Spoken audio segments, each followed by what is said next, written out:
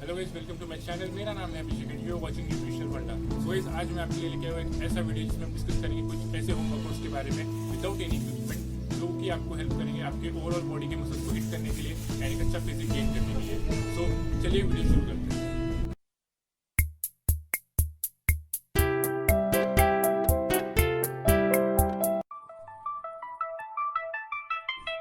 Workout start करने से पहले एक अच्छा वार्म अप एंड स्ट्रेचिंग करना बहुत ज़्यादा ज़रूरी है, बिकॉज वार्म अप से वर्कआउट में होने वाली इंजरीज के चांसेस कम हो जाते हैं एंड साथ ही हमारे बॉडी का जो ब्लड सर्कुलेशन होता है वो इंक्रीज होता है, जिससे कि आपको अच्छे रिजल्ट्स मिलते हैं।